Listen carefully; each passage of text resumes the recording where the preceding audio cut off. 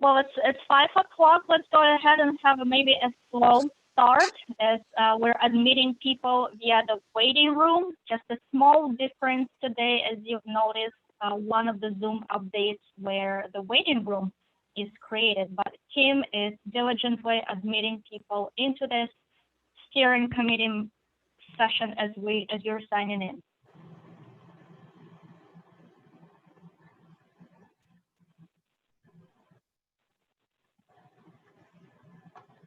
And you see the renaming slide on the screen. Please go ahead and rename yourself. Indicate if you're a member of the steering committee, public, CARB staffer, or a district staffer. Which is going to give another moment for people to sign in and get admitted to this meeting.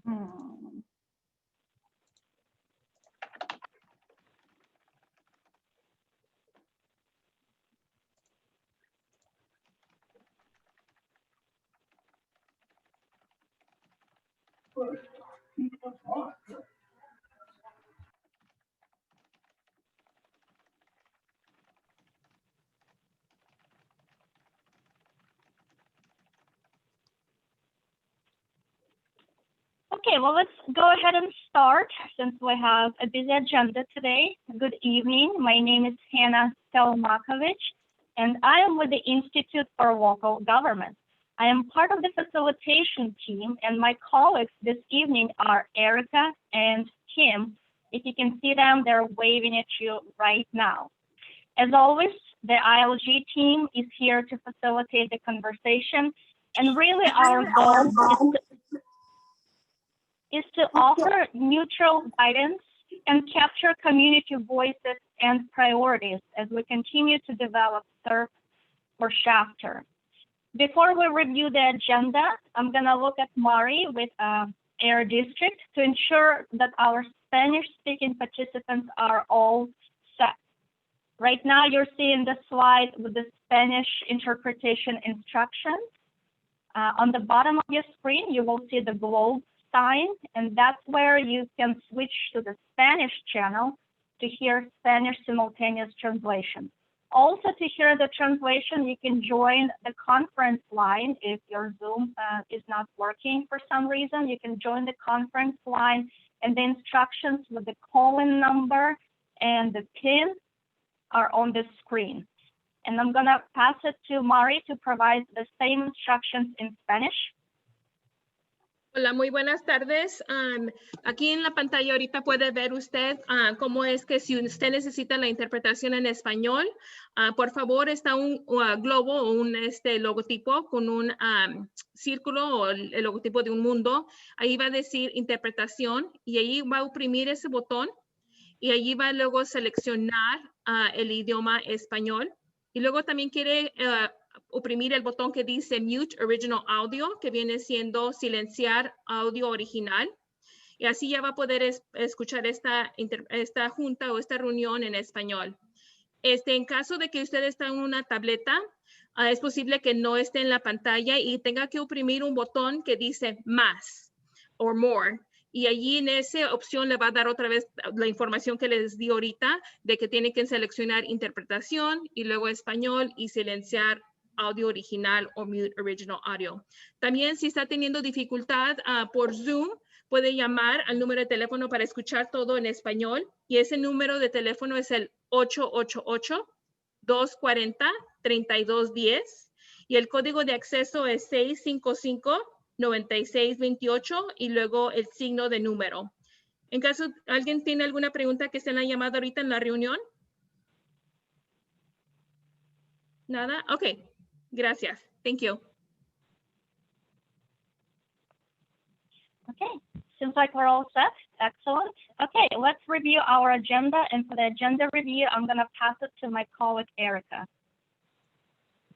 Good evening, everyone. We hope you're doing well. We are just going to go over the agenda very briefly for you all. And I know there's a number of people still joining. So we're going to do our best to go quickly through this portion to make sure that everyone has a chance to communicate as much as possible during the scope of our agenda today. We're going to start, as we always do, with our welcome and our introductions, and we've got a fantastic co-host that I think is on the line now, our community co-host, who will be providing an introduction along with our host welcome from the Air District. And then we're going to go into some standing updates. We do this at every meeting to make sure that our partners and some of our subcommittees have an opportunity to give an overview of what's been done since the last meeting. So today we're going to hear about our monitoring plan, we'll hear about school filtration, and we'll hear from DPR and CARB if CARB has something. And then we're going to hear a little bit about enforcement, and that's 2 updates. One will be from the Air District and one will be from CARB. And then we're going to move into a conversation about the annual report. It was previewed with you all last meeting, and now is a chance to get some of that feedback in person, really make sure that you've been given the opportunity to connect with the Air District about some of your specific thoughts around that report, which is due relatively soon. And then we're going to wrap up as we normally do. I'm going to interrupt you for just one moment. We're hearing a lot of feedback on the phone. So if people on the phone can push star or pound, or I think it's star 6, and that would mute them, that would be great. That way we're not getting a lot of the feedback on the Spanish line. And I'm saying it in English because Emilia can translate it for me in the call. Thank you for that, and apologies. Do I need to repeat anything, Marcela?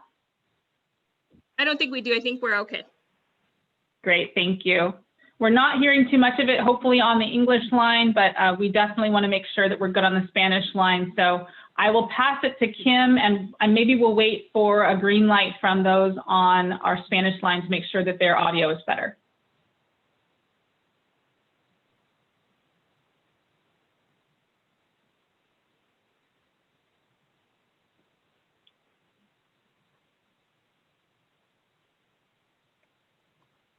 Great. Okay. All right. Well, I'll pass it to my colleague, Kim, that will go over some of the instructions for those of you that may not remember all of the Zoom controls.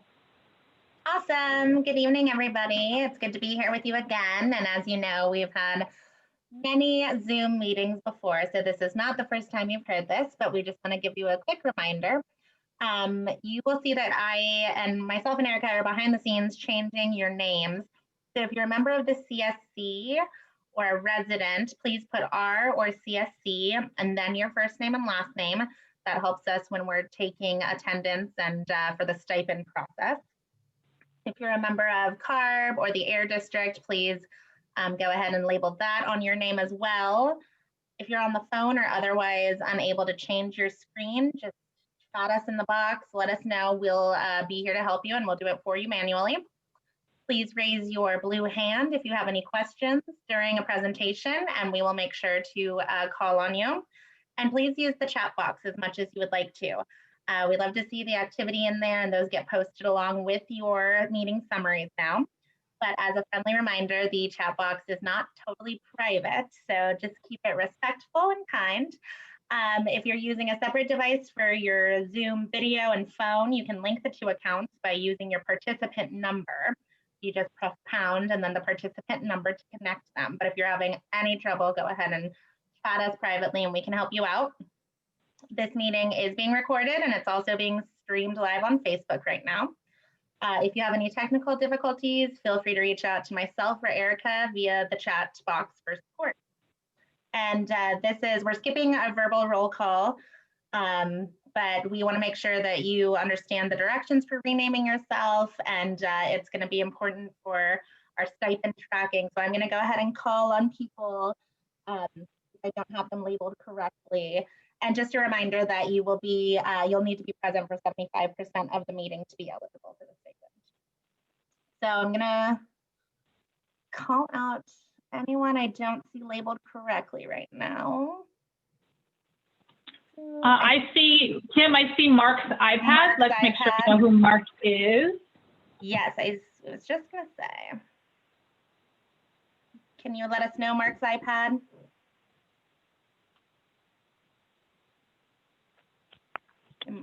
Mark, we've seen you earlier. You're sitting in your backyard with a beautiful bright light outside. And you're still with us? Can you please unmute yourself, or Kim, unmute Mark and let us know your last name? Yes, I requested to unmute him in case he wasn't aware of the button. And Mark, I also might just chat you privately, and we can talk that way. And then I just want to confirm, I think Rob Ducho is a member of the public, or was SoCal Gas also? SoCal Gas, yes. Okay, great. Everyone else, it looks like, is labeled right now. So, oh, Mark is unmuted. Oh, did I hit the wrong one? No, this is a good thing. We want to confirm your identity. Okay. Can you tell us your Mark, last what's name? your last name? Hanson, Hanson. Mark Hanson. And are you on the CSC? Mark's an alternate. Oh, great. Okay, perfect. Gotcha. Okay, you have been renamed. Thanks, Mark. Oh, thank you. Okay, yeah, I think everyone else is good to go, Erica. Great. Thank you so much, Kim and Erica. Again, this renaming process is incredibly important to ensure we capture everyone's presence and to ensure that you're eligible to receive the stipend. And again, for the residents. And again, you have to be present for 75% of the meeting to be eligible for stipends. Okay, I think before we pass it to Ryan for welcome and our co-host Martha for her welcome, just want to welcome members of the public. Those of you who are joining us via Zoom or watching us on Facebook, we will have a public comment period at the end of the meeting, and please use Facebook to submit your comments or questions, and you can use chat box in this meeting. Okay, I'm gonna pass it to Ryan for welcome. Good evening, everybody. So good to see everyone once again. Thank you for being here in our October meeting. I just real quickly want to thank everybody for all the time and effort that they've put into this process. I know it's very important to the Shafter area. It's very important to the district staff, CARB staff, everybody else that's has been working so hard on seeing this program be successful, and looking at steering committees throughout the state. This is definitely one I think that others should model themselves after because of the good work that everybody's been doing. We did have a report back to CARB last month, and definitely want to thank several of the members of the committee participated in that process.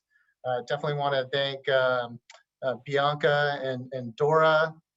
They were actually at the virtual table with the district, providing their thoughts and input into how the process has been going. And then there were several others, John Gwynn, Wayne Clausen, and several others that also made comments. So I definitely want to take time to thank everybody for being there, for watching the presentation. I think it went till something like 8 o'clock at night. And so definitely was additional commitment on top of all the other things that is asked of you through this process. So just want to thank everybody and look forward to getting some advice and input from the committee on the annual report that we're working really hard with you to get together and give you the time you need to really dive into the information that's in there and provide us the feedback. So thanks.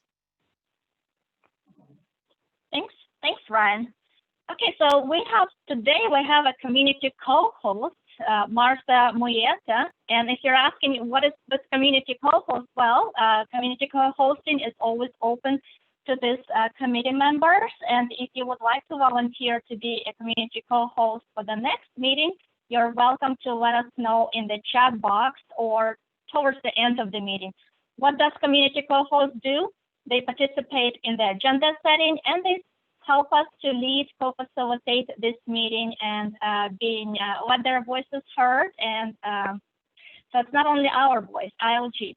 So let me check with Martha Murieta to see if her audio is working and she is able to say several welcome words to the rest of your fellow committee members. Martha? Hola, me llamo Marta Murieta y soy de Shafter, California.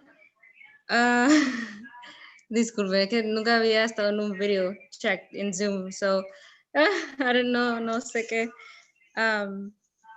Voy a traducir por usted, ¿ok, Marta? y estoy dispuesta a buscar maneras de cómo mantener el pueblo bien y unido. My name is Marta Murieta, and I'm looking for ways to keep my city clean and united. And she apologizes. She's never been on a Zoom conference or on video, so that's why she's giggling. Hi, Martha. It's so nice to see you. We're happy you're here. Thank you very much for volunteering to be the first co-host, Martha. We really appreciate it. Yay. Yay. Gracias. Thank you. Thank you. Thank you, Martha. Your video and No, de audio nada. are looking great. Gracias a ustedes No por la problem. oportunidad, más bien. Thank you for the opportunity. Excellent. Okay, let's dive into our agenda items. Next on the agenda item is our standing updates. Again, something we've heard from the committee members, how you would like to have standing updates at the beginning of the meeting. So today we'll hear about air monitoring plan updates, we'll hear about subcommittee updates, and we will hear from DPR. With that, I'm gonna pass it to John. No, Chai. Real quick, I'm gonna Hannah, pass it let to me, Yeah. before John starts, I want to interrupt real quick. Did we touch on, I just want to make sure that we got communication. If we have folks on the Spanish conference line, we need to get their names recorded into the chat for attendance. If Mari or Denise can help us confirm who is on the line. Looks like Denise might be doing that right now. We have Felipa Great and call. Socorro. Got it. Thank you. I'm going to type their name into the chat for the record. Perfect. Excellent. Okay, our air monitoring updates are coming up next, and we have Chai Tao with the Air District. I'm going to pass it to you, Chai.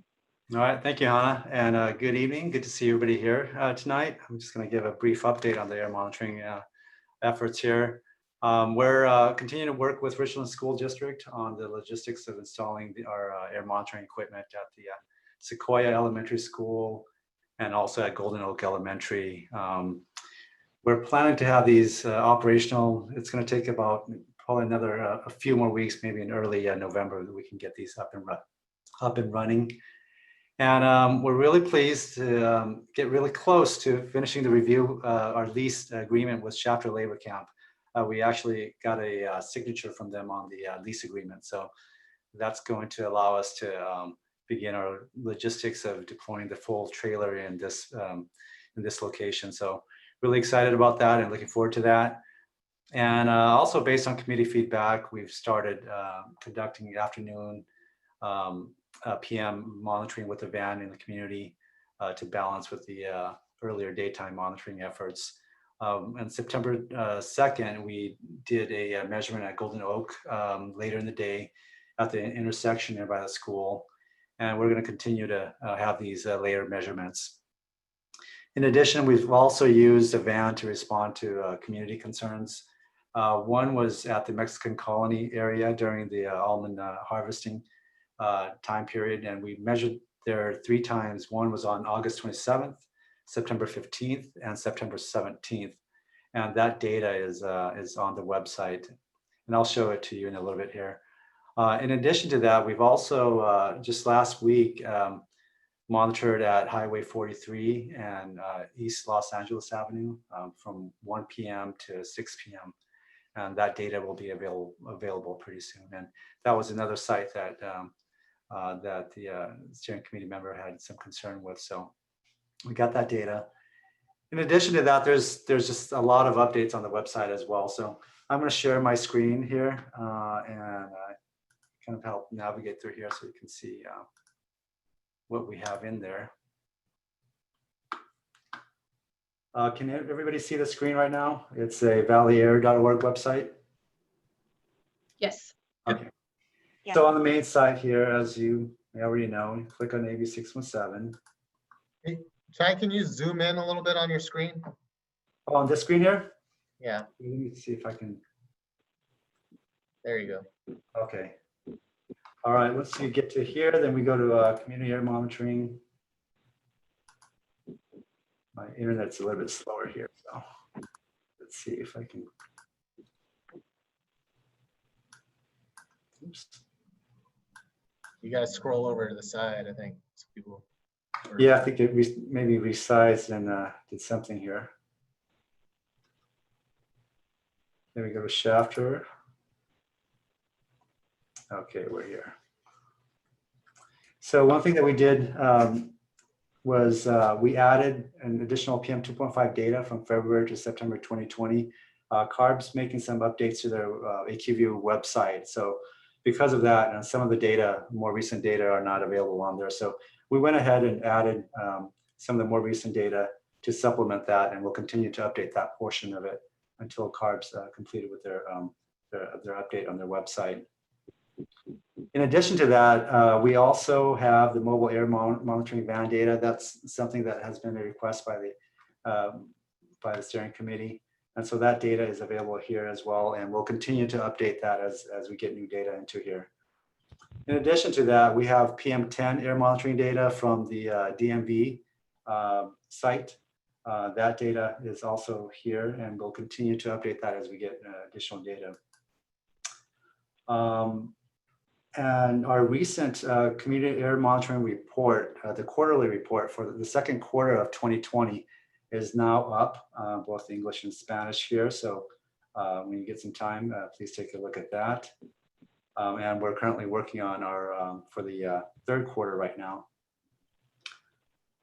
In addition to that update there, we also have updated, add these links, organized the links and added these links for pesticide air monitoring, just to make it a lot easier for the steering committee members and the public to navigate through and find information on DPR's website.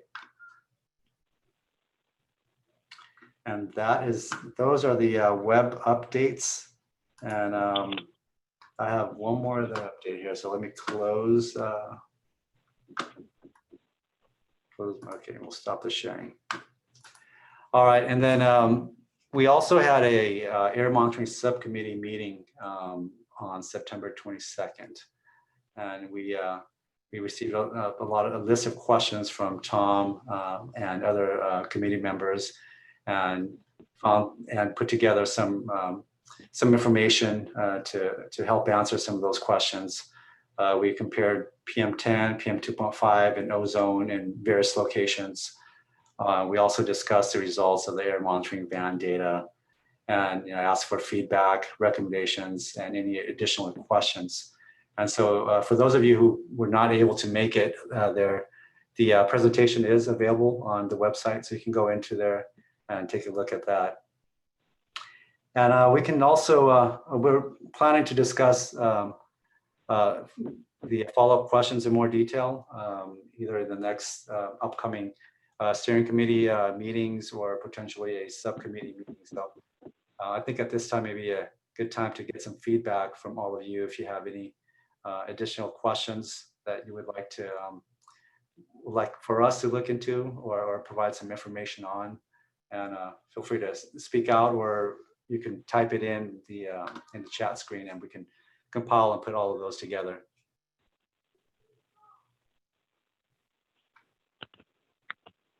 Great. Thank you. Thank you, Chai. Thank you for showing us where to find all this data on the website. Sometimes it can be slightly confusing, but it's all there. And to summarize, you will be addressing those questions in greater depth in the follow-up meetings. And meanwhile, we're encouraging committee members to submit additional questions. And also we're encouraging committee members to think about what other topics need to be discussed at the air monitoring subcommittee meeting. You're welcome to raise your hand and share your suggestions for the future discussions, or if you have a quick questions for Chai, you're also welcome to use the chat box to share your suggestions for the next meetings, for the next topics, for the air monitoring subcommittee, or any questions that you would like districts to respond as we're moving forward with this process. I do see a hand from Tom. Tom, good evening, welcome. What is your question? Yeah, I noticed the Shafter purple air monitor has been off now for 3 weeks. or more than 3 weeks. And we mentioned this a couple weeks ago that it was off, and someone was supposed to look at that. That's one issue. I'd like to also, well, the reason the purple layer is so important is it gives you, it updates every minute and a half and gives you the last 10 minutes average, whereas the other PM 2.5 monitors in Shafter and elsewhere update every hour and give you the result 20 minutes later from the previous hour. So there's quite a difference there. And it's very useful to have that purple air monitor for rapid changes like in the smoke or the dust that can happen throughout the day.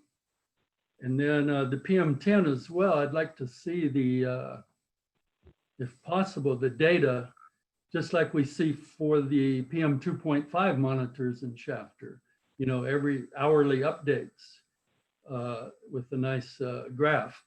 So we can see the patterns of PM10 throughout the day with these graphs and get up to fairly up to the date information. So I'll stop there. Yeah, thanks, Tom. On the purple layer, yeah, definitely that's something that we're still gonna have to look into. As far as the PM10, so the way that the unit is designed is that it's designed to automatically upload to CARB's network, and so we're finding a workaround with that so that we can get that data and integrate it into our system and have it go live just like all our other PM25. And so it's taking a little bit of time, but I think we're getting close to that. So that is the ultimate goal, is to have that available on our website and live, just like the PM25. And I just wanted to interject also to Tom regarding the purple air monitor. We have, since you've mentioned that it was offline, we have gone to the site and we had performed some maintenance on it.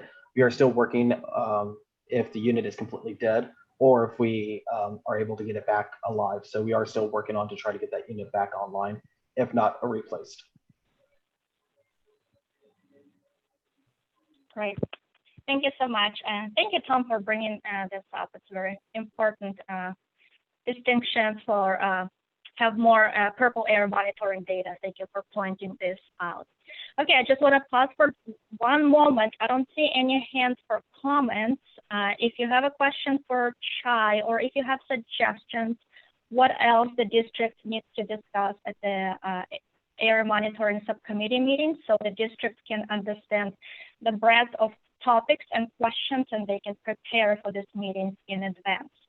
So I just want to pause for just a moment to see if you want to type that in the chat box, if you want to raise your hand and let us know.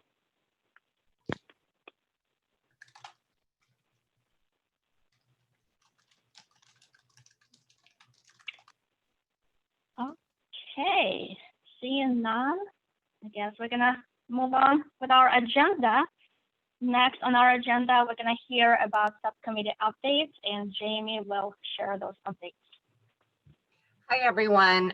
We have been working to try to put together a grant application for the 6 public schools that are in the Shafter community for the air filtration. We've had to do some internal investigation to find out what the schools already have, what different filters might work, where there might need to be some significant work already done or work that will need to be done on the system that's in the schools. I brought a visual aid today. So this is a filter that had been in place for 30 days recently with all of the wildfires. So usually this is a MERV 13 filter. This is the type of filter that we will be looking to put into schools where they're available. They cost about $150. You can see they're different sizes. This filter was put in about 30 days ago, about 5 weeks ago, right when we had the big hit with the smoke from the wildfires. So we definitely are working to get these types of filters into schools before kids head back to school. So that's the goal. In certain schools, what we're finding is that it's going to be very fairly easy to just swap out. Their current system can take these MERV 13 filters and swap them in. In some schools, that's not going to be the case. So we've been talking to the schools.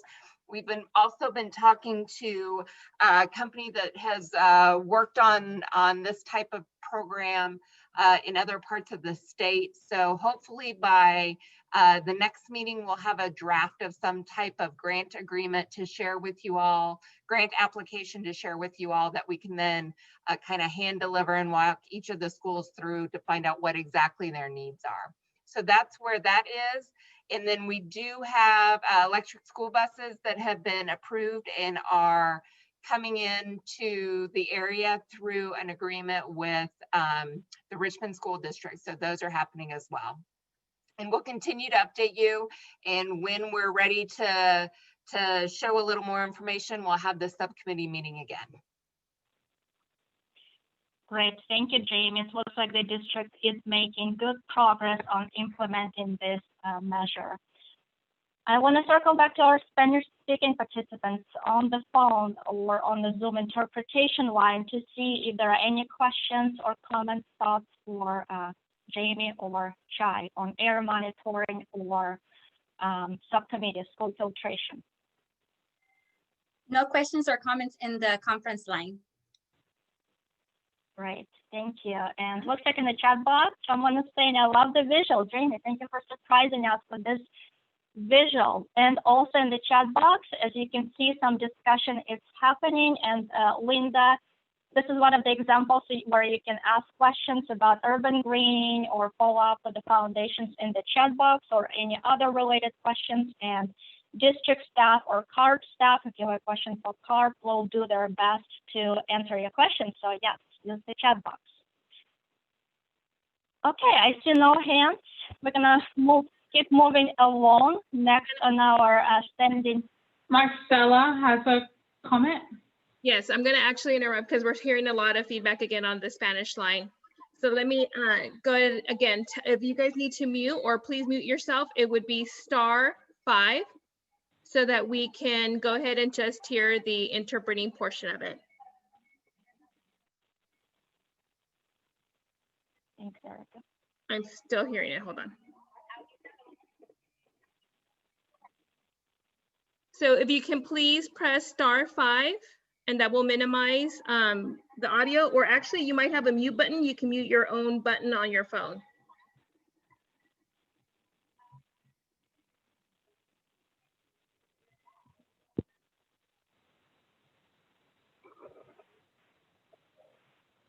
Okay, I'm still kind of hearing a lot of feedback on the line. Did you try *6, Marcella, or is *5 a special one for interpretation? Sorry, yes, you're right. It's *6. It's *6. You can push *6 to go ahead and interpret or to mute yourself. Again, that button is *6.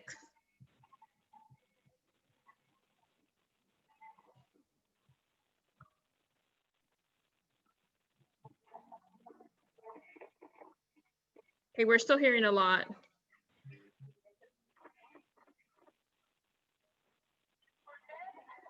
Uh-huh.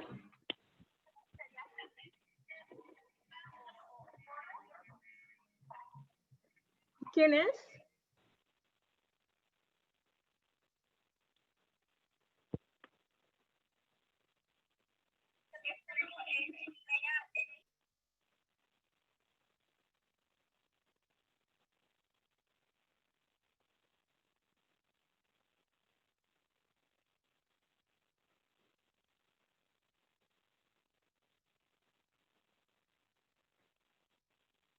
Okay, it seems to have gotten better now. Thank you.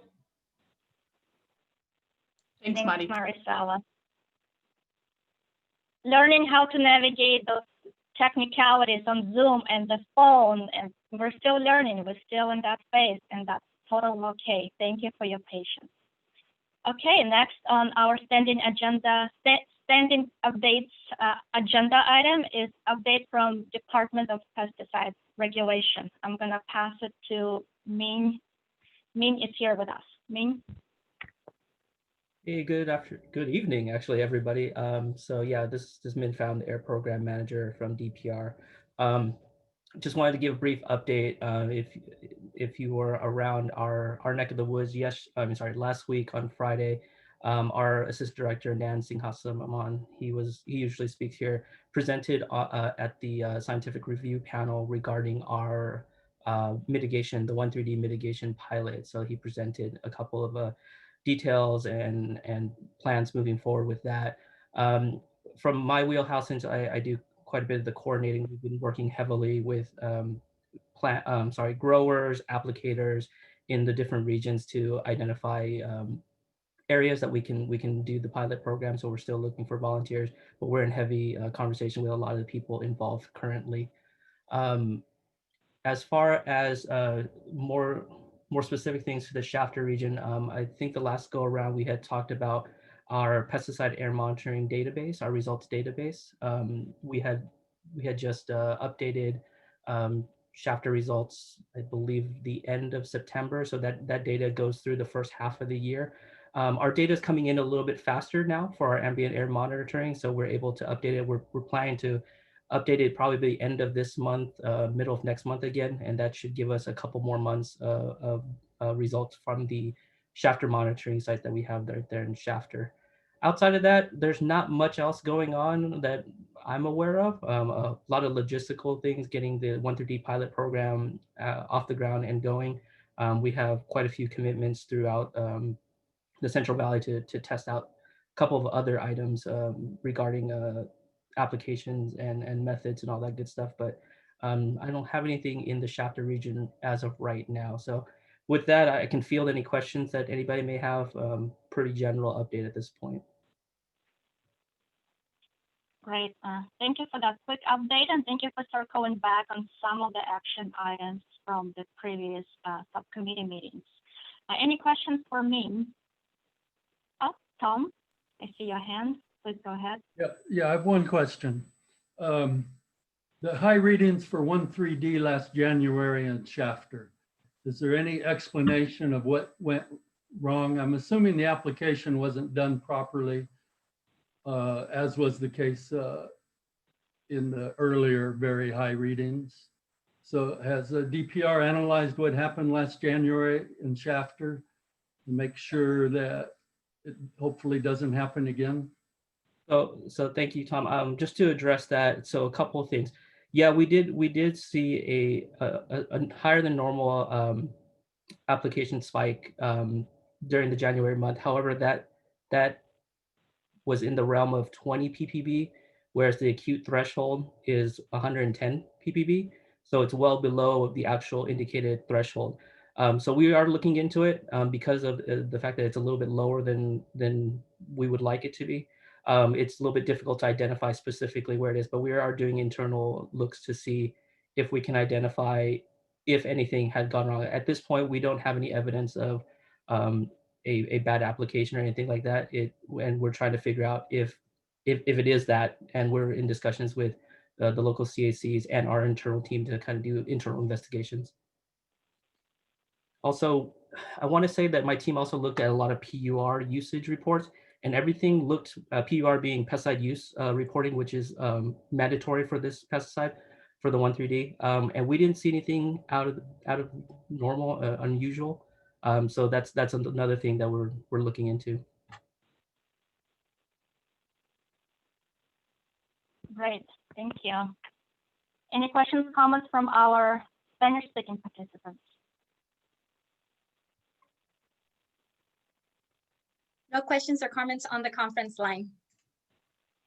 Great. And I do not see any hands. Okay, if you can think of any other questions or comments as we're moving along, please type them in the chat box, and me, Jamie, or Chai will get back to you in the chat box to answer your questions. And again, a friendly reminder, if you have any comments or suggestions for the next air monitoring subcommittee meetings or additional questions, please type them in the chat box as well so the district can understand the content and the agenda for the meeting a little bit better. Okay, moving along. Next on our agenda item is Hey, Hannah. update. Yes. I see Scott has his hand up. Carb may have an update for that section too. Oh, perfect. Yes. Thank you, Erica. Yes, Thank we you. have some updates from Carb. Thank you, Erica. Yeah, this is Scott Wall with the Air Resources Board, California Air Resources Board. And just a quick, not necessarily a Shafter specific update, but since y'all like visual aids, I'll kind of, this is the blueprint.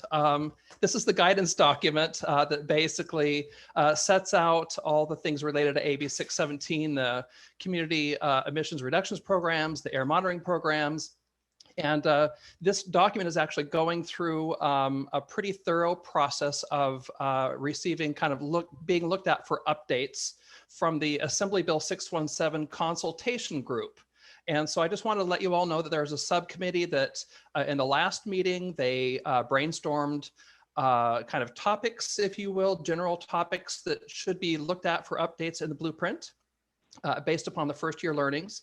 And this next meeting, which is going to be on Friday, this coming Friday the 16th, from 1 to 4 p.m. on Zoom, they're going to start delving a little bit deeper into some of those categories and really looking at coming up with some thoughts and ideas for very specific kind of updates to the blueprint going forward. So I just want to let you all know about that. I will paste a link into the chat box with the details for that meeting. And that's all I have for now. Thank you. Great. Thank you. Thank you, Scott. And check out the chat box for additional details and a link to the meeting. Okay, I see no hands for questions or comments. And with that, I'm going to move us along to the next agenda item, which is enforcement updates. And we're going to hear from Jason with the Air District and Justin Shields with the California Air Resources Board. All right, good evening, everyone. Let me share my screen here real quick.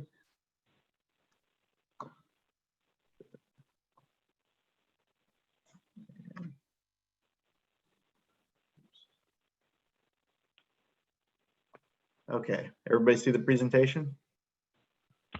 Yeah, yes. All right.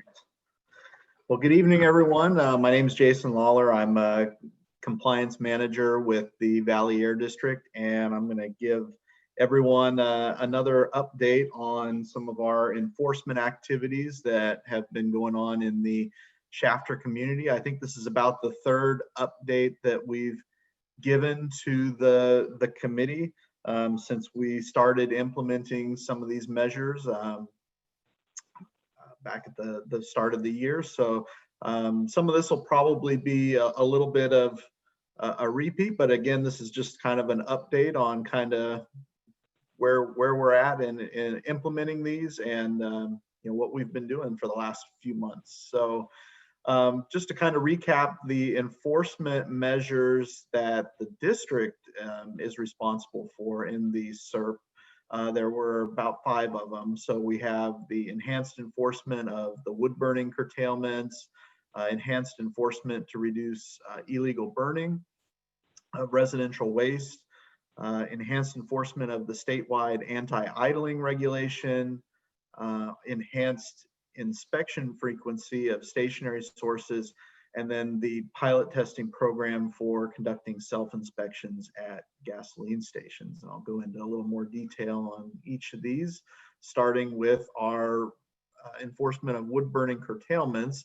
And this one, really, there hasn't been much of an update since the last time we spoke to the committee, which I believe was in July, because this particular measure really only happens in the winter time when we have the wood burning curtailments in effect. So really no new statistics to give you on this one, but just to kind of recap, you know, this is enforcement of the district's residential wood burning curtailments from District Rule 4901, which is aimed at limiting localized PM 2.5 impacts from wood burning in the wintertime.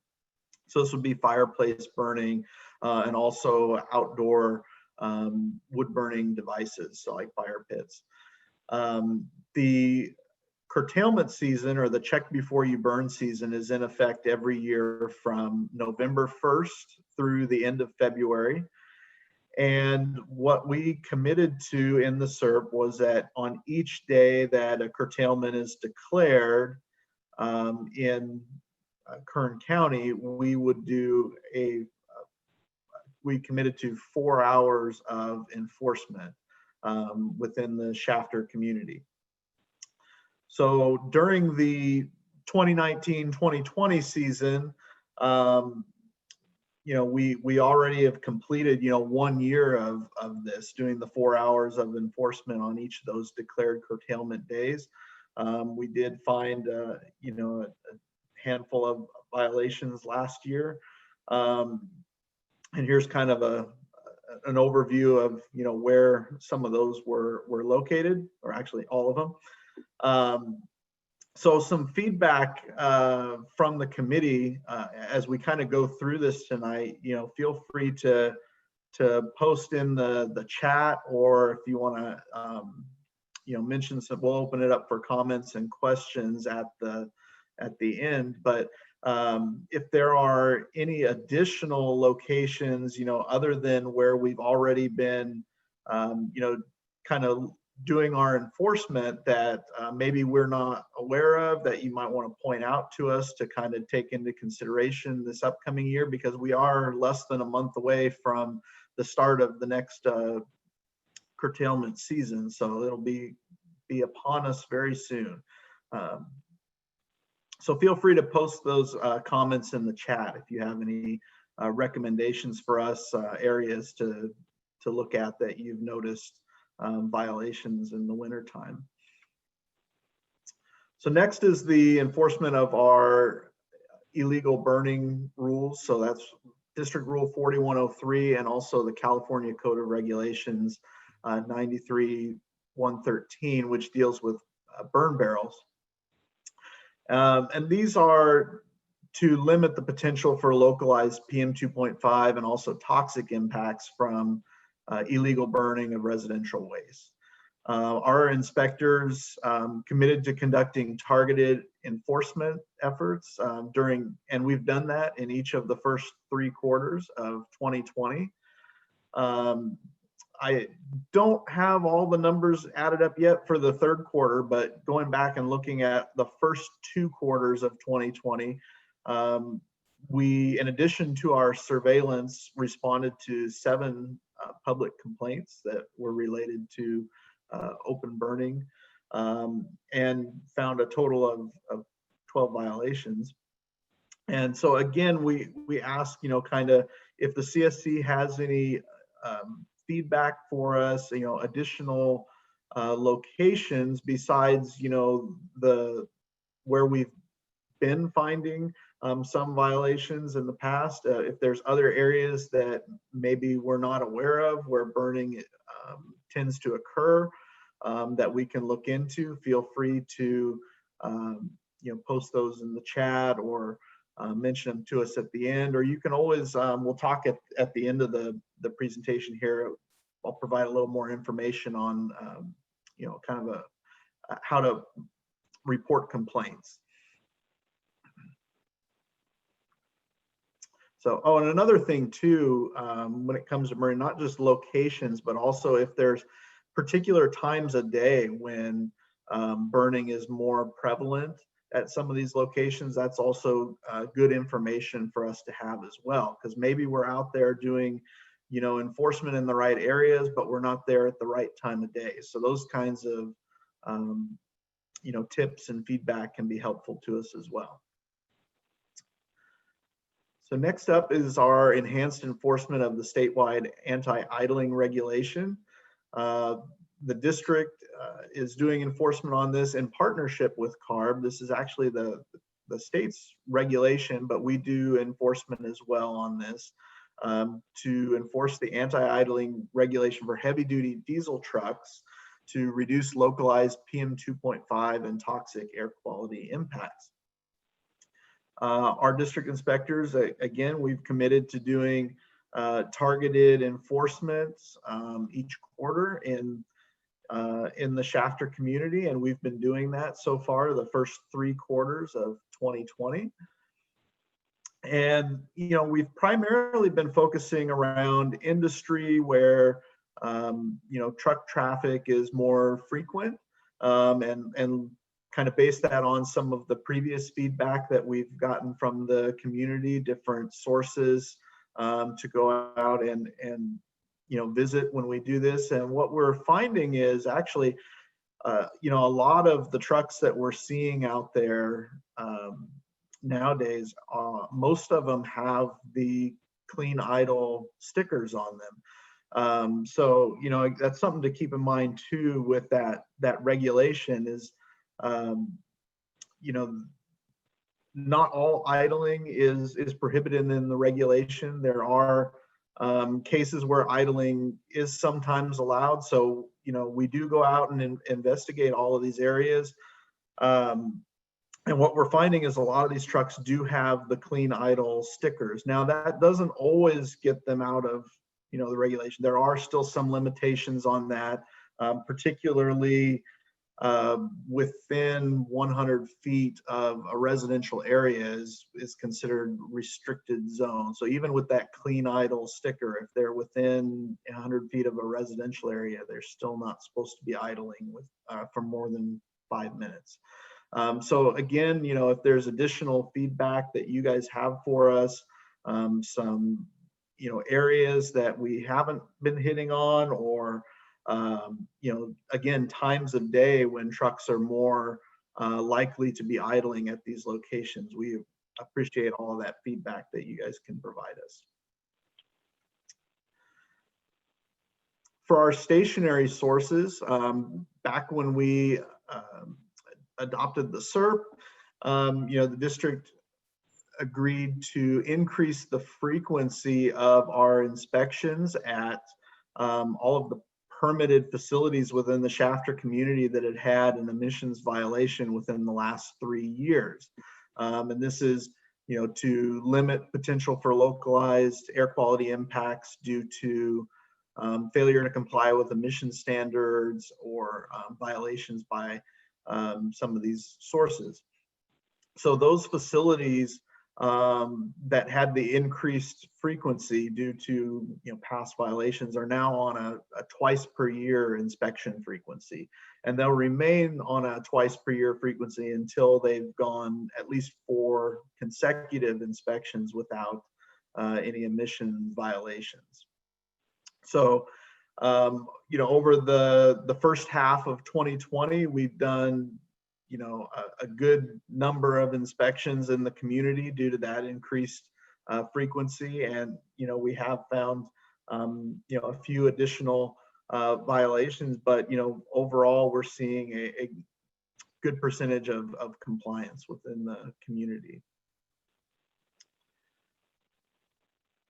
And then the pilot training program for the self-inspections at gas stations. This one is still a little bit on a delay. This one was to provide hands-on training to gas station operators in the community to try to limit potential for air quality impacts from vapor recovery defects at gas stations. We have developed that training outline for instructing the gas station operators on conducting those self-inspections. But at this time, we're still kind of on hold with implementing that training and going out and doing the one-on-one just due to the COVID situation and the social distancing requirements. So we're hoping to get that going, hopefully soon if, this pandemic gets a little better. And then lastly, I wanted to talk a little bit about complaints.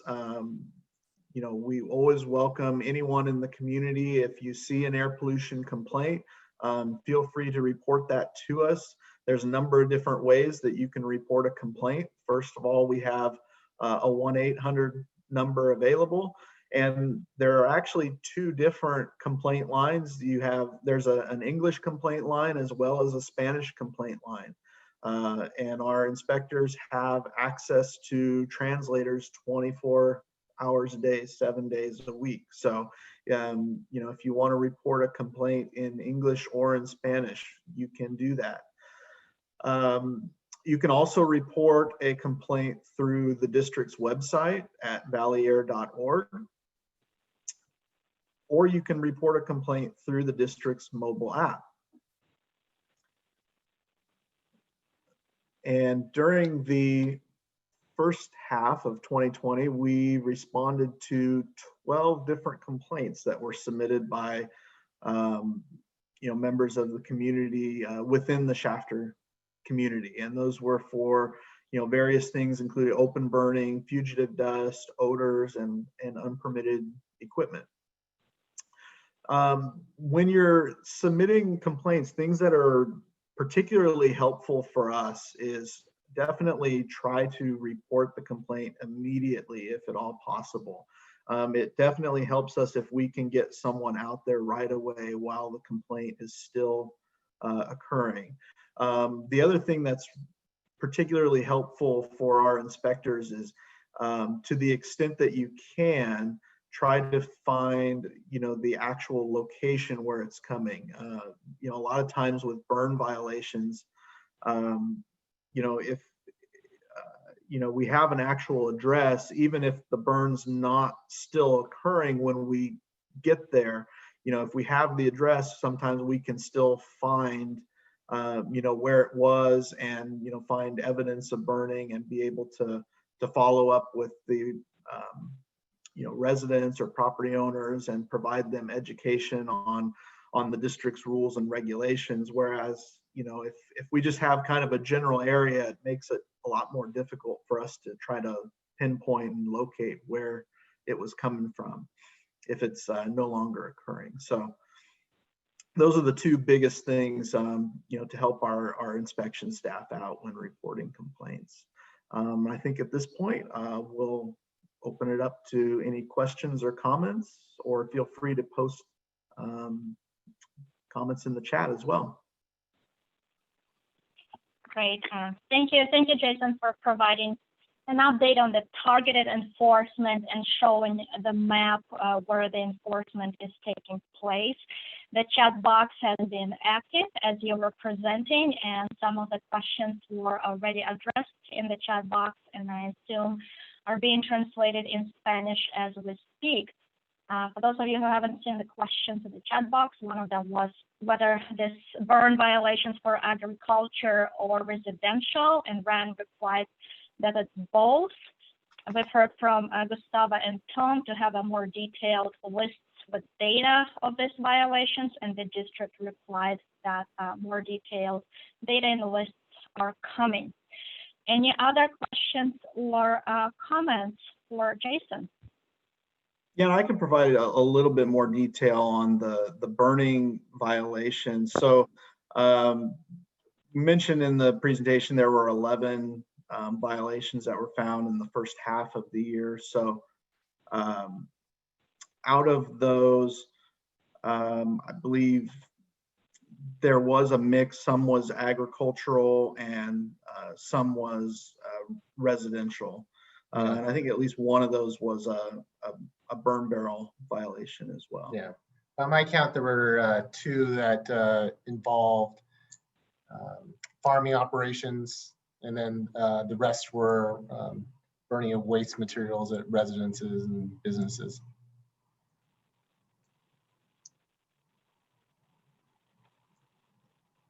Great, and Tom is sharing another suggestion in the chat box. Thank you for that suggestion, Tom, that all enforcement actions should be publicly listed when violations are given. Okay, I'm gonna pause for just a moment and double check with our Spanish-speaking participants on the phone if they have any questions for Jason.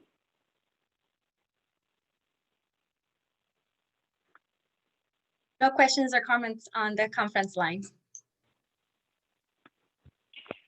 Okay, great, and I see no more hands in our participant list. I don't see any raised hands. As if you come up with any questions, feel free to use the chat box, and the Area District is being good at getting back to you with answers. Okay, with that, I'm gonna pass it to Justin Schultz. but Carb, who also has some updates for you. Hi, can you hear me right now?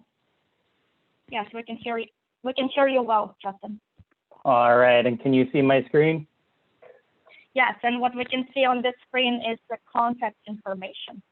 Yes, that's what I'm trying to share. Thank you. Hello, everyone.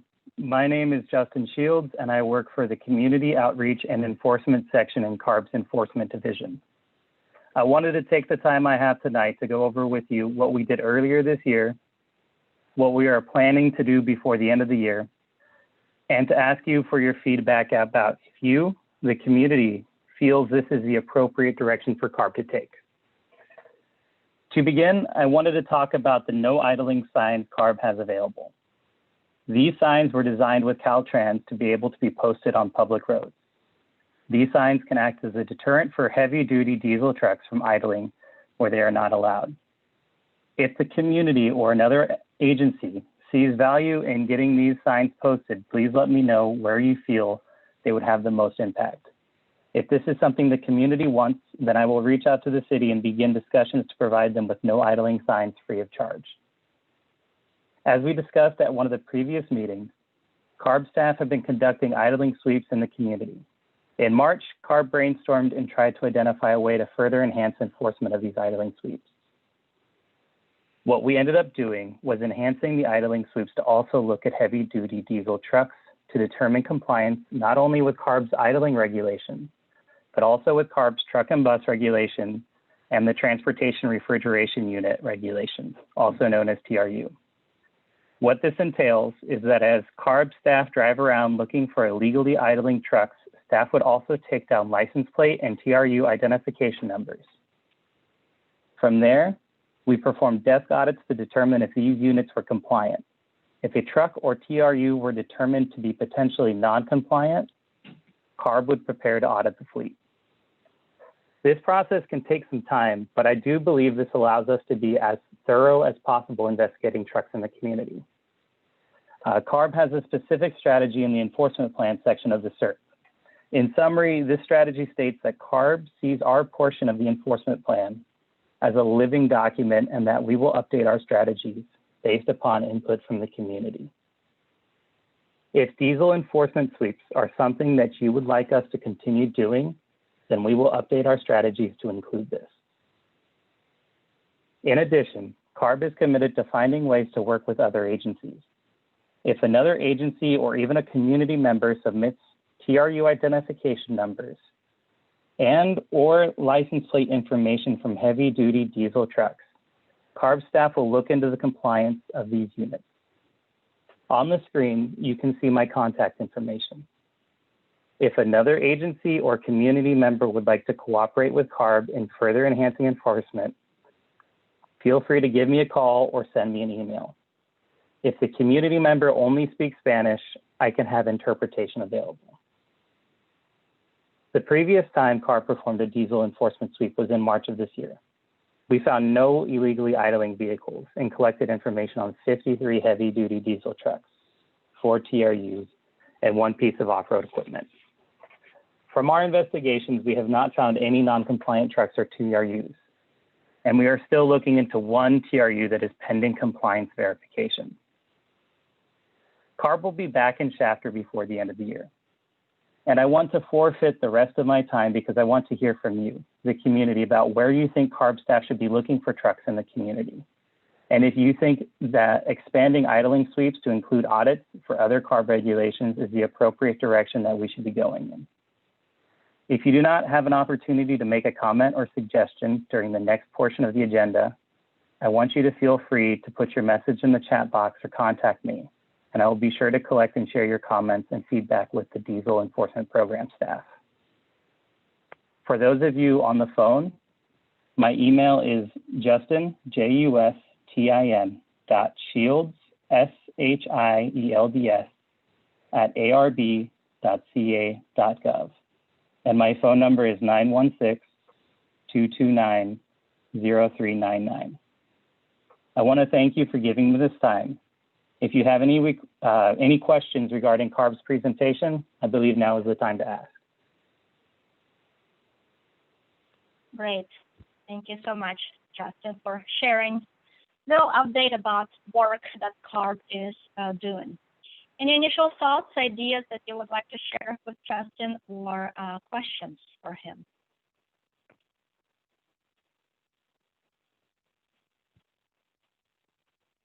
And Justin, I wonder if it would be helpful to just repeat the feedback that you're looking for the community to provide right now or in the follow-up email. I believe you mentioned 2 items. One was idling signs, and the second was diesel enforcement strategy. Yes. So if you don't have any feedback tonight, you can always contact me. My email and phone number I'll drop in the chat.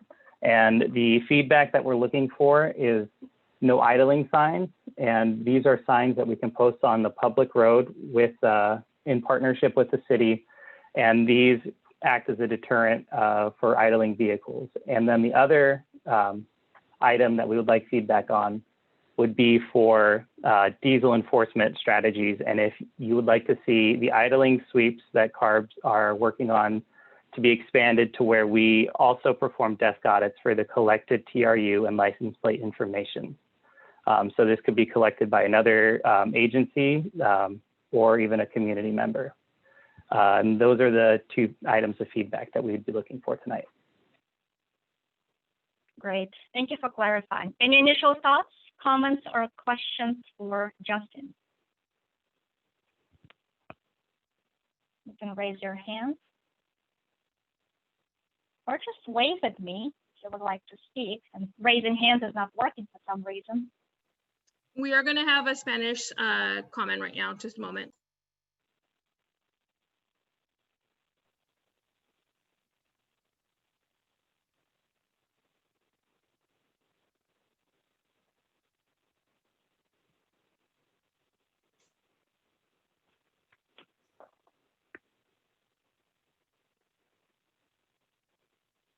Sí, diga.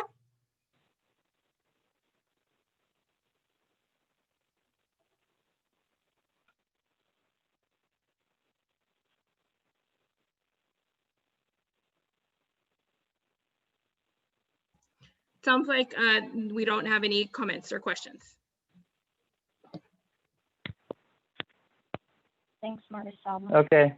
Thank you again. And I dropped my contact information in the chat. So if anything comes up later after tonight, feel free to contact me. Great. And Justin, it looks like Linda does have a question for you. Were the signs available to school zones for idling or just heavy traffic? That is a good question. We do have idling zones. The idling signs that we do have can be posted on any public road. If you want no idling signs for schools, we also offer those, but the district also has a program that provides no idling signs to the schools. And I don't know if Jamie Holt wants to take a moment to explain that a little bit. Yes, we do have school idling signs, and they have been distributed to all the schools, but we will circle back around to just confirm where they were posted and to see if maybe some of them need to be replaced or if they need additional signs. And if these, so our signs are specifically made to be posted on the public roads, and that requires additional standards to be met by the cities and by Caltrans. So the signs that we have are specifically developed for that. And we have plenty to share with the city of Shafter and with the community. So if anybody in the community has an area that they would like to see these signs posted, let me know, and I will reach out to the city of Shafter and see about getting those posted for you. Great, thank you. Thank you, Justin and Jamie, for clarifying.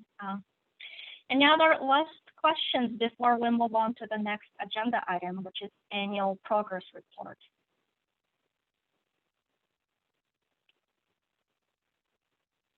Okay, I see none. Well, I think Justin might stay on the line a little longer. Our Department of Pesticides Regulations folks hopped off the phone, but they included their email address in the chat box. If you have any follow-up questions, email to them.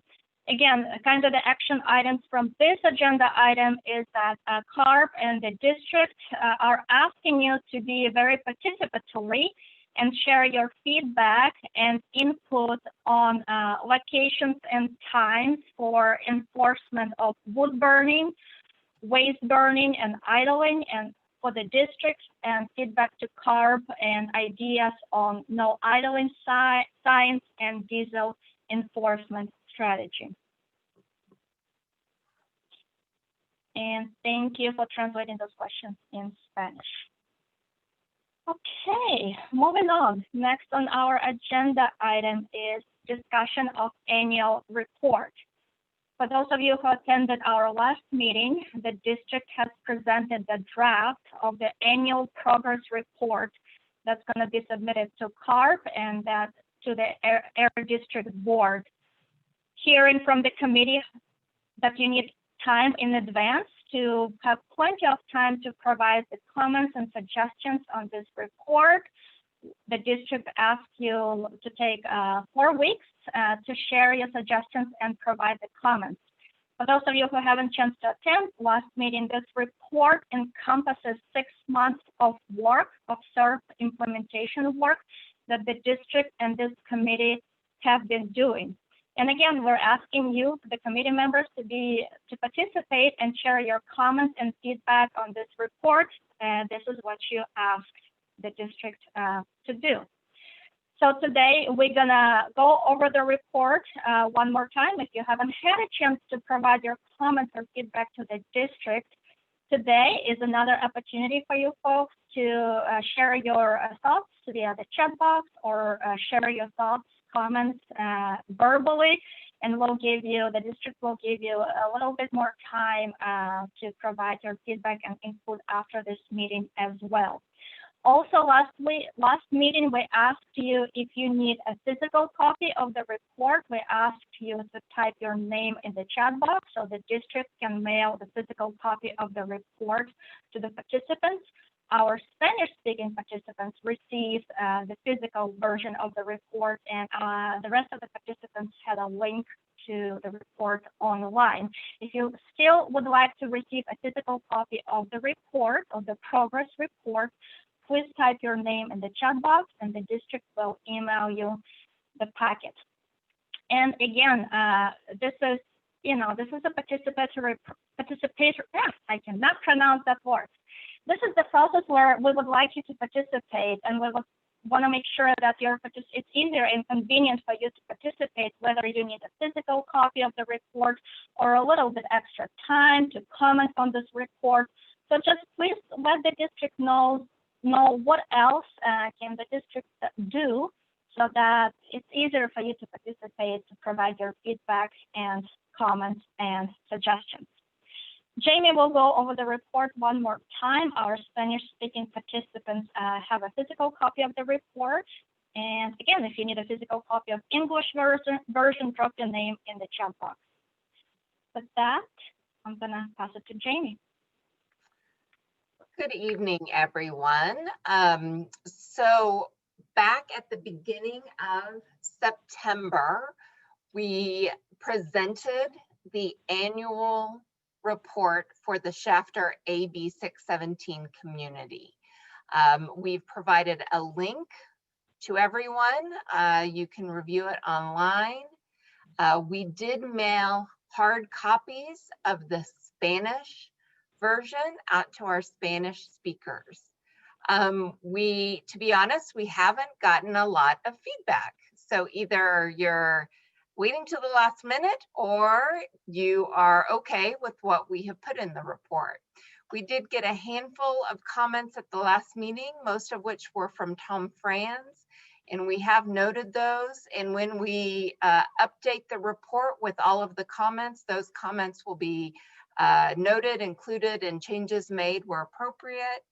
But we're going to go through it one more time today with the hope that we can get some comments by October 23rd. So you still have a couple of weeks to comment. The timeline is that we need to take this annual report to our governing board at our November meeting. It then gets forwarded on to CARB for their December meeting. So CARB has asked that we get this annual report into them by the beginning of December. So that's the timeline that we're at. The document that we showed you at the beginning of September and the document that was mailed to our Spanish speakers and the document that I'll go through today, it's all the same document. Nothing has changed up to this point because we really haven't gotten that much feedback. I'm going to share my screen and show you where you can go to review the report. Again, if you want a hard copy, please put your name in the chat. Spanish speakers have already received a hard copy. But if you need another one, let me know. Jamie, quick question.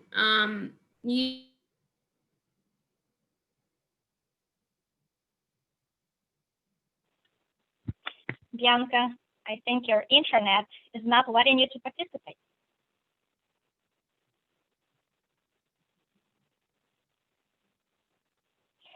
You mentioned, Jamie, can you hear me? Yes. Okay, I have a question. In our last meeting, you mentioned that it was a rough draft.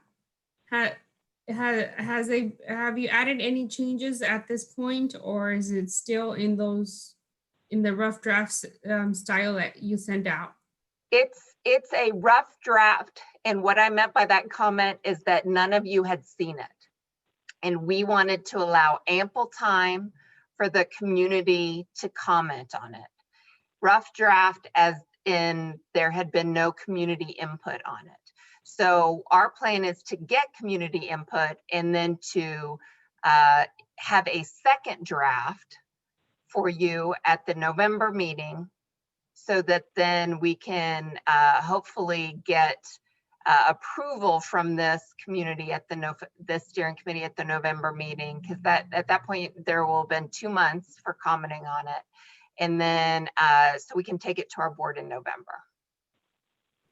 So the board meeting is after our scheduled 617 meeting, so it's correct. Board meeting. Okay. So but we still have time to send our comments till the 21st. You have until October 23rd. 23rd, I'm sorry. To submit comments. Thank you. So what will happen is on October 23rd, hopefully we'll have all the additional comments in. We'll then update the draft to provide what will then be a second draft for this community to review at their November meeting. And I believe that's November 9th. At the November 9th meeting. At that point, hopefully we will have incorporated all of the comments that the Community Steering Committee has provided. And then we'll have a document that this community can vote on and approve on November 9th and share with our governing board at our November meeting, which is November 19th. So that's the timeline. I'm going to share. So there's only 2 weeks of changes to the draft. Is that my understanding? And then approval on November the 9th. So you can make changes from here on out. It's from the beginning of September when we shared it until October 23rd. You can make as many changes as you want. And then we'll take from the 23rd until the 9th to incorporate all those changes into a document. And then that document will be brought back to this committee on November 9th for one last round of what we hope will just be acknowledgement that we have included everything that you have commented on. And then once we have that meeting on the 9th, it will be taken to our governing board on the 19th. Okay, thank you. You're welcome. I'm going to share my screen. So if you go to our AB 617 Shafter Community Profile page, which I'm on right now. We have a new navigation bar right here. It says annual. Jamie, Oh, Jamie, are you I gotta sharing your share it. screen? Yep, sorry. So if you go to the Shafter AB 617 community page right here, there'll be a new little navigation title down here that says annual report. If you click on that, the annual report has one main section that's called the Shafter 2020 annual report. And then it has two additional kind of attachments that come from CARB.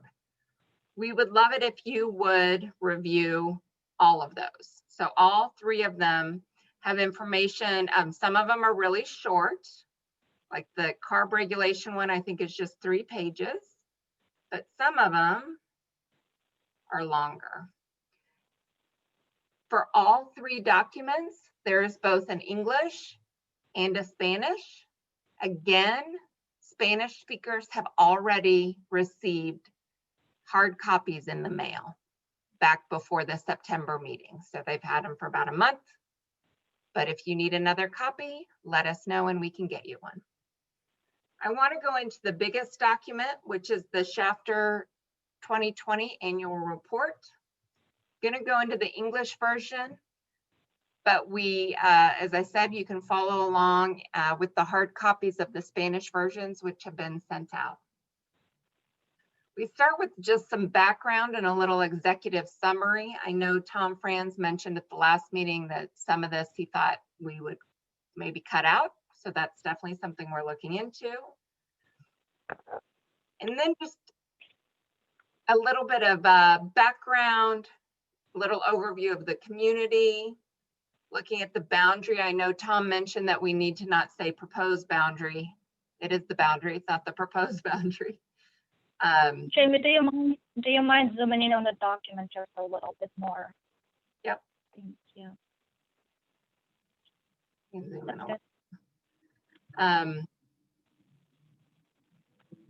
Little bit of a background of Shafter and kind of why Shafter got selected to be an AB 617 community. Then a little bit of background on just what kind of logistically has happened over the last, really it's only been about 6 months, looking now going on 7 months, but the number of meetings, the number of committee members, what the SERP does as far as the measures that were adopted and the reductions that we're hoping to get through the plan, the number of meetings we've had, the efforts that we've made for translation, interpretation, trying to navigate some of the COVID-19 challenges with regard to going to a virtual environment. The partnership with Gus's group, CCEJN, to provide technology to some of our members to ensure that they're able to participate in the meetings. The new Zoom world that we have now jumped into, how we came about to find a way that we could continue to meet. You might recall we did those surveys back in, I believe it was March, April, to figure out if we could continue to meet. There's the section on stipends.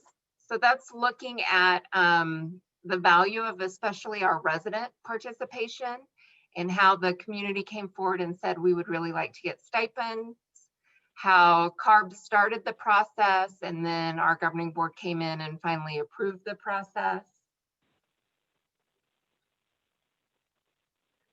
Then we get into some of the more technical elements of the SERP. One is continuing to develop the emissions inventory, continuing to better understand where pollution in Shafter is coming from. We look at a variety of different inventories, a variety of different sources of information to make sure that that emissions inventory that you can access online has current and up-to-date information. There's also some work that CARB is doing in regard to some of this inventory tracking. We then talk a lot about community air monitoring. Much of this community air monitoring section is what Chai spoke about earlier. It's also about, it highlights a lot of the comments that we've received through our subcommittee and talks about the monitoring that's been done, the monitoring that is currently being done, and the monitoring that we hope to see occurring in the next year, basically, the plan. We go into detail about where the stationary monitors are.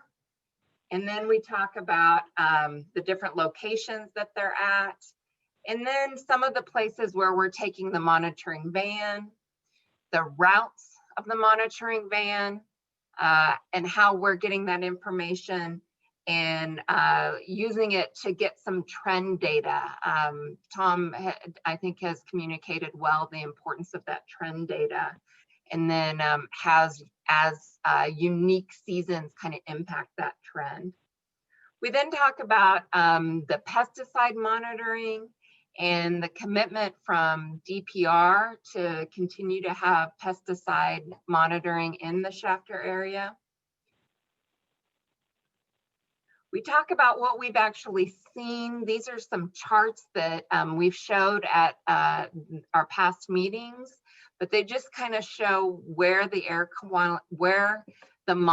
what the monitors have been telling us basically over the last several months. We showed these are the weekly monitoring updates. These come out usually at the beginning of the week for the prior week. They give you a little snapshot of kind of what we learned and where we were monitoring a Shafter for that prior week. We then have a section that's on compliance and enforcement. And I will tell you, this is a lot of what Jason and Justin just went through. So it talks about all the enhanced enforcement that's going on, the wood burning, the illegal burning, waste burning, be it ag burning or residential, the truck idling, the increased frequency of stationary source monitoring, even the pilot program for the self-inspections at gas stations. You then start to see these tables, and the tables relate directly to a strategy in the SERP. And I will tell you, these weird little numbers that we gave them, that just really helps us keep track of them. Some of them are really easy to figure out. Some of them I think are weird, but you can almost kind of ignore them. It just helps you if you want to go back into the actual SERP document and see where the specific strategy was. So these first ones have to do with enforcement. And RB.3, that just stands for residential burning. That's all that means. And it gives you a very brief description of what the measure, what the strategy is, a little bit of a description status that goes into a little bit more detail, and then usually maybe 2 or 3 bullets about where we are in implementing the strategy, kind of what's been done to date. So here you can see surveillance that was done for residential burning. More residential burning, heavy duty. This means heavy duty trucks. And it's about the idling one that Justin was just talking about. So again, just a little bit of an update of where we are, what steps have been taken. IS means industrial source, I believe, and it's enhanced frequency of inspections. Again, that's one of the ones that Jason was just talking about a few minutes ago. So again, you'll see a little bit of a description written in the text leading up to some charts. Within, I'm going to back up. The regulatory measure, the regulatory measures that are in the SERP, there's kind of two arms to it. One is what the blueprint, which was just mentioned a few minutes ago, what Scott was talking about, what the blueprint is requiring us to do, and then how that fits in to some of the plans that the district already has in place and the commitments that the district's already made. So with regulatory measures, we talk about rules that we're looking at basically making tougher. So these are regulations. These are laws that industrial sources, things they have to do. And we have a lot of rules already that tell industrial sources what they have to do. We're currently reviewing those rules, those laws, to see where we can make them stronger. And this is a list of some of those rules that we are making stronger. And you can see where we are in the rule development status. And I will tell you, periodically, we email you about workshops that are happening with regard to these rule developments. And we encourage you to participate if you'd like to, or if you just want to know more, you can give us a call and we can just give you the, the short little 15-minute lesson on what is the glass melting furnace rule and how does it apply. So this next section is a process that is going on in coordination with CARB. They actually have a new regulation. It's a statewide regulation, and it's for the new criteria and toxics report.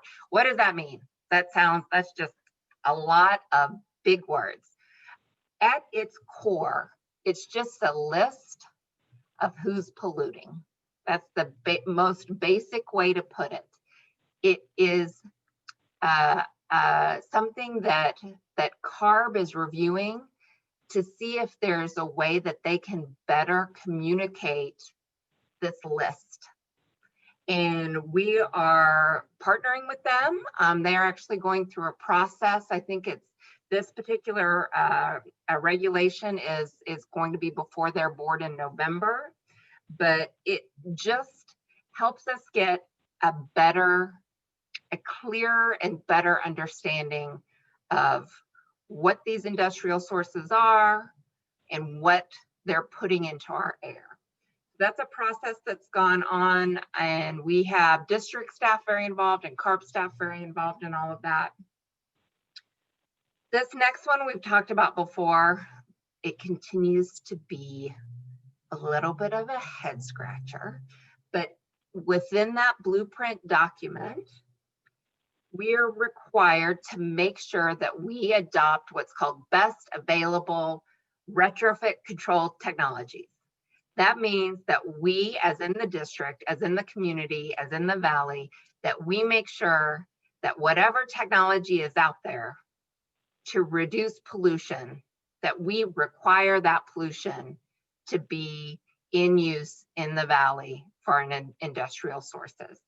And we have to go in and review on as here within the next, I believe it's the next kind of 18 months, a variety of our rules and regulations to make sure that they have the best technology, that they have the cleanest stuff, that it's available. If there is a technology out there that's available, they've got to have the cleanest stuff on their equipment. So we've already begun to look at some of our rules, some of our regulations to see if they meet this standard, what we call BART. A few of them do, but then we have a whole bunch that we're in the process of doing. So we've got 5 here at the top of this page where we're actually going in and we're looking at redeveloping or refining or changing these rules so that they have to use even better technology than what they have today. So we're looking at that process. And then we've got a lot that we're in progress and that we're working on to see if they meet that standard of BART or if we have to go in and change our regulations so that they have to put new technology on. And these are just a few examples, you know, architectural coatings, gasoline transfer into stationary storage.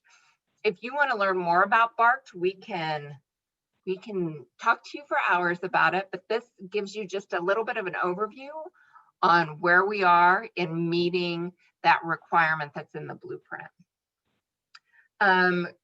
We're also working in very close collaboration with CARB to get the statewide clearinghouse. So this is just a statewide list of that best technology.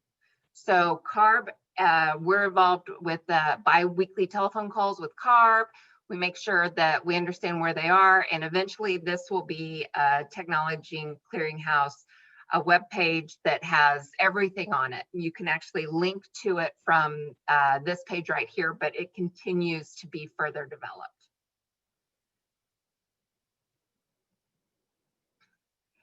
So the hotspots program, that's looking at really localized risk from various toxic emissions. And we are amending and reviewing a few of our rules to make sure that they are applicable to the hotspots regulations that are out there, the toxics regulations that are out there. So we have the flares rule, and that is currently being developed. There have been workshops that have occurred, and I think some of you maybe even participated in that workshop. So the next category is land use measures. Gives you a little bit of the work being done between Kern County, the city of Shafter, the district, and the community steering committee. And it lists some of the strategies and where we are. Some of them, they weren't super high priorities with the community. So we're just beginning to have those conversations with the land use agencies. So you've got 5 or 6 of those land use ones. And then we have the pesticides measures. This has been the top priority of the community steering committee and where we've seen lots of work being done. You can go in and you can look at pesticide measures, and then you can see what's been done so far. We have a subcommittee that's meeting regularly. And then the last category, or the second to last category, is incentive measures. And these are those incentive grant programs that we're working on, many of which we've submitted to CARB for approval. And we're waiting to hear back from CARB on many of these. And once we get that approval, we'll be moving forward with them. There's lots of these. This is where the majority of the strategies is. And you can read through, like I said. So solar panel, we're actively trying to finalize to show you the outreach program to get folks signed up for solar. You guys heard a little bit about it last month about doing direct mail. There's what, 3 or 4 things, I can't remember off the top of my head, about the outreach we're going to be doing. So we're trying to finalize that, working with Grid Alternatives, who you may remember came out and spoke to this group. And then the last category, because I'm running out of time, I see. So these are all incentive programs, and there's lots of updates within each of the incentives that you can review. Last but not least is the outreach and mitigation measures. You can see a little bit of the work that, that the district's been doing. We have been a little stymied by COVID, but we have done some social media marketing recently, and working with schools to do some outreach, looking for getting schools on board with our Healthier Living School program, and of course, the indoor air quality, air filtration issue that I know is very important to many people in this group.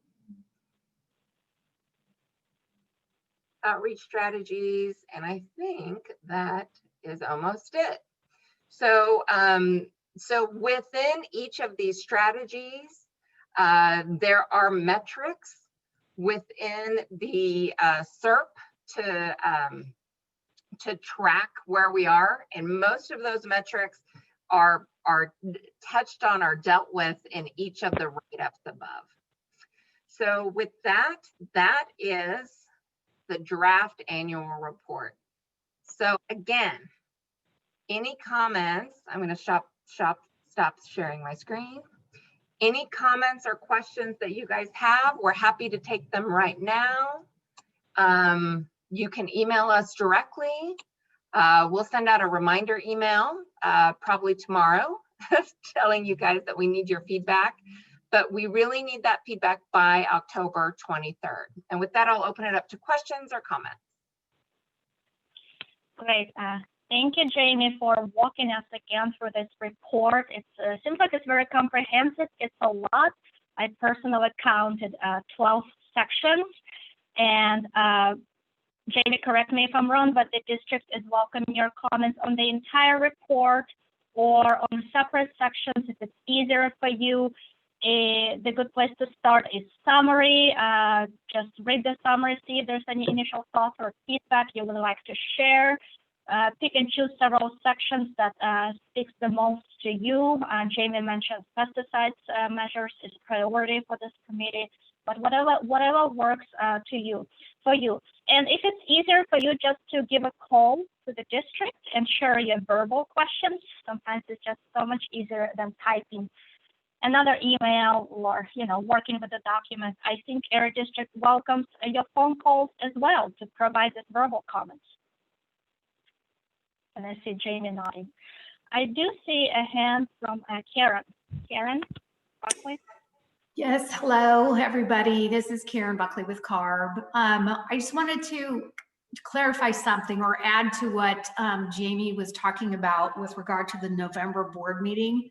The item that we were talking about for that meeting it's called the Regulation for Reporting Criteria of Air Pollutants and Toxic Air Contaminants. So what it is, it's requiring that it's expanding the level of emission sources that need to report their emissions to the district, and then the district reports them to us. So it's going to allow us all to have a little bit better, or I shouldn't say better, I should say more detailed emissions inventory information at a more granular scale. So I just wanted to add that in. Thanks. Great. Thank you for clarification. And to remind you about the timeline for this progress report, just one more time, Jamie and Bianca went back and forth if you guys didn't follow that. Back at September 14th meeting, the district shared the first draft of the report and asked you to provide comments by today's meeting. So far, the district heard back from Tom, who provided verbal comments during the last meeting. The district is extending the deadline by 2 more weeks, October 23rd, to give you 1 more week, almost 2 more weeks, to give you a little bit more time to comment on the report so that the district can read your comments and put together a second draft based on the comments, feedbacks submitted by this committee. The district is hoping to present the second draft of the report during our next committee meeting, which is November 9th. And then the report goes to CARB and to district's governing board. And again, Jamie, correct me if I'm wrong, but you're welcome to submit your comments in any way. If it's easier to send the district email, go for it. If you would like a physical copy and you want to write your comments down and mail it back to the district, please let them know. If you want to just give them a quick call and provide us verbal comments, I think that's doable too.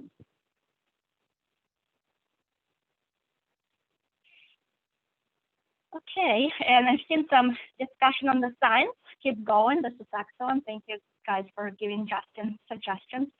Any comments, questions, thoughts about the progress report? What is the timeline and how can you provide comments? Or what else can we do so that's easier for you to comment and provide your feedback?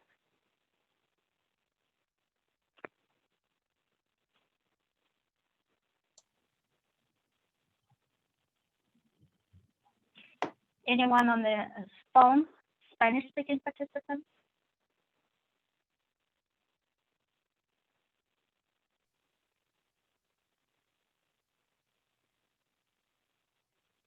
Well, everything sounds very well, and hopefully soon we'll see new changes here in chapter. Thanks, Denise. There was a comment. Everything that you guys are doing sounds very well. Good.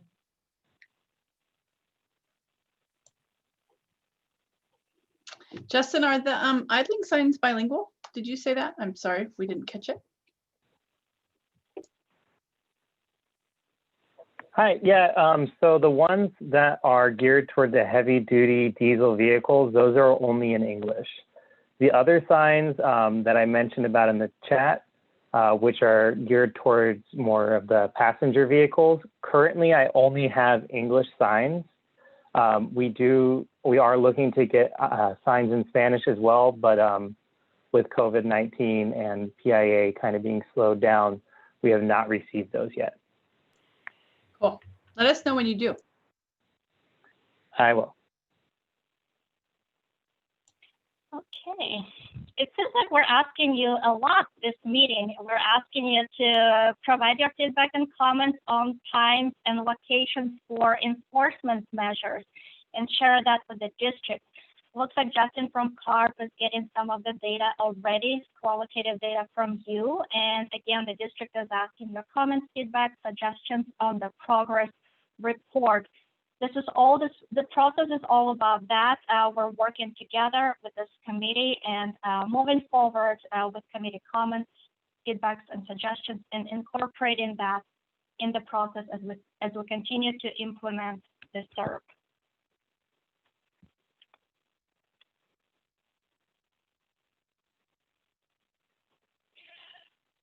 Okay, well, I see no other activities in terms of raised hands and a little bit of questions in the chat box from Linda. Thank you, Linda, for being very active today. I think I'm gonna move us into the wrap up, and let's move into the wrap up. And if something pops up in your head, let us know. We still have time for this meeting today. Okay, so another thing we're going to ask of you, if you have any suggestions for agenda items for the next committee meeting, please drop those suggestions in the chat box or raise your hand and let us know. What should we be talking in this meeting about? What SERP measures we should be prioritizing in our discussion? I've seen some conversations, exchanges happening in the chat box on urban greening and follow up with the current tree foundation. So thank you for that. We hear you.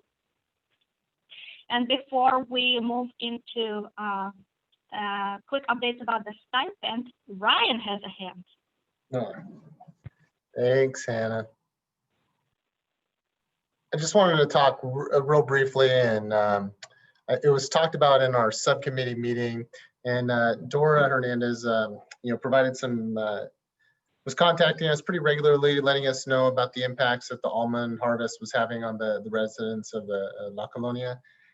And when we received those, we always sent out staff to go and talk to the people that were actually conducting the harvest, asking them to implement best measures to limit and reduce the amount of dust that they were generating to the maximum extent possible. On top of that, understanding that the committee did vote to include a measure to fund, provide incentive funding to replace those with low dust harvesting units. We have submitted a project plan to CARB to be able to fund that.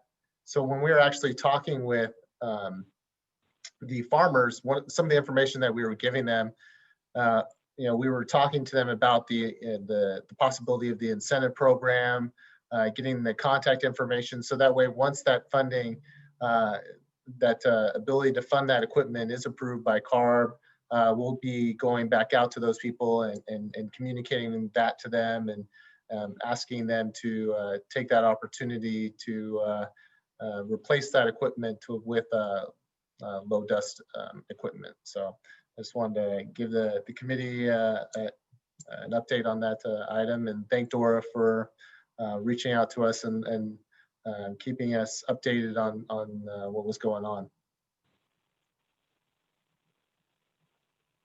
Great. Thank you. Thank you, Ryan, for that. Quick updates about the stipends. I'm going to pass it to my colleague, Erica. Good evening, everyone. I don't want to take too much of your time, but I want to thank all of you that have signed up for the stipend program already. The program is up and running. As I've mentioned, we're so excited to have so many of you signed up. If any of you, and I did private message a couple people today that are close to their $600 limit that haven't given us their W-9s, but most of you are doing a really great job of submitting paperwork and making sure that you're participating in 75% of the meetings. So thank you for that. What I will tell you is that the checks go out once a month, about the third week of the month. And so we'll be processing the October meetings in a couple of weeks. And we definitely want to make sure that if you're interested in being in the stipend program, that you submit your application and your W-9, and we'll get you signed up at any time for the meetings from January through October. And you can do that at any time, but we do try and get checks out once a month. And we do appreciate everyone's support. And if you have questions, feel free to reach out to ILG. Great. Thanks, Erica. It's good to hear that the stipend program is up and running. I love those two words. Let me see if there's any quick questions for Erica. We do have time, a lot of time in this meeting. I know stipends are very important to this committee. And any questions for Spanish-speaking participants for Erica?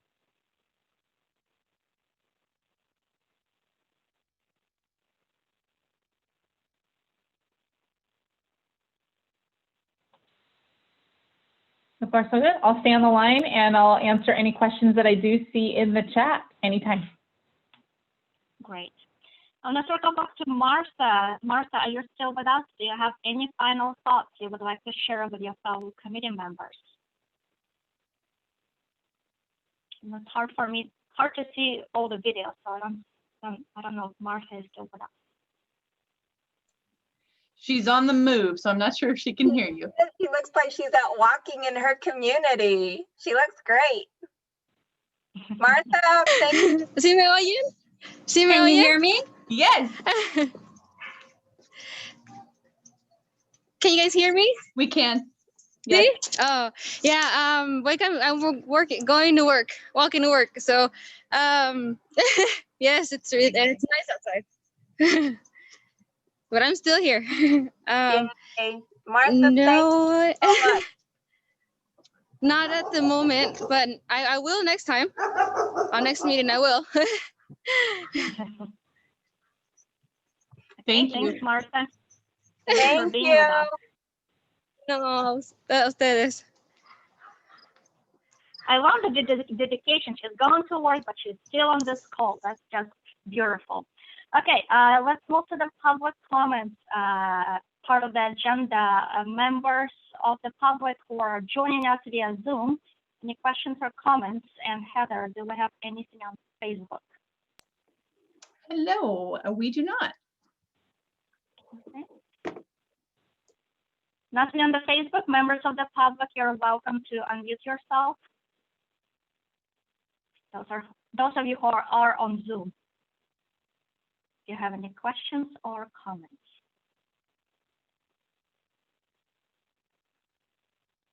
No. I see none. Okay, our next meeting is November 9th. Hannah, oh, sorry, we do have one hand raised. I will stop share so you can see it. Oh, we did have a hand raised and now it's gone. Hello, everyone. This is Gustavo Aguirre with CCJN. Yeah, my only comment was thank you so much, everyone, for the great overviews. And we definitely very much look forward to one, providing comments to the annual report, reviewing that and sending out comments to that if possible. And then also very much interested in looking at the various questions that were asked today, particularly on enforcement and some of those workings there. So appreciate that. Thanks, Gustavo. Thanks for chiming in. Okay, our next meeting is on November 9th at 5 p.m.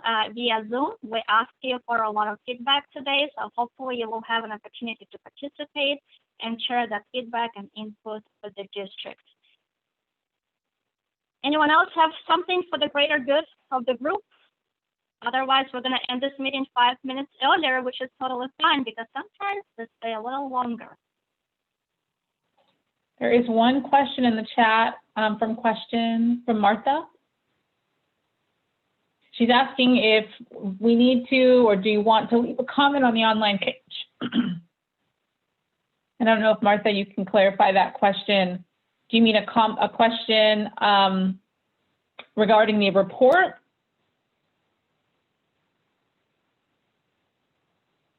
I don't know if she'll be able to unmute and give us that download, but oh, here she is. Sí, el reporte y en las dos, en el reporte. Well, yes, in the report and both in the report.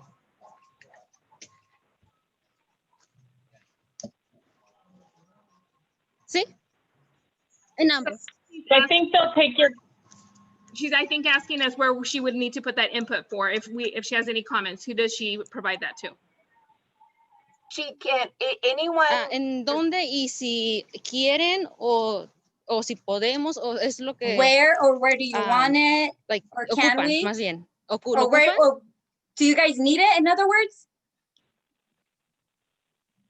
we can take comments however you would like. You can email us, you can call us, you can text us. You can, if you want a hard copy of the document, you can actually write on the hard copy document and give us a call, and we'll tell you how. We'll send you an envelope to send it back to us or give you a way to send it back to us. Whatever works for you is how we will take those comments on the big annual report. If you may read it and you may think, oh, this looks good, I don't have any comments, that's fine too. Okay. Okay. Thanks for clarifying, Jamie. Okay, it's 5:57. I see no more activities from our members of the public on the committee members.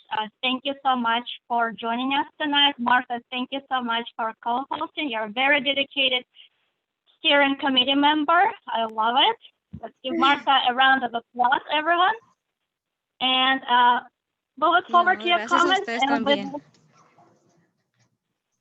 thank you guys, she said. Thank you. We'll look forward to your comments and we'll see you in a month. Good night, everyone. Good night. Good night. Bye. Adios. Night, everyone. Adios. Thank you, Martha.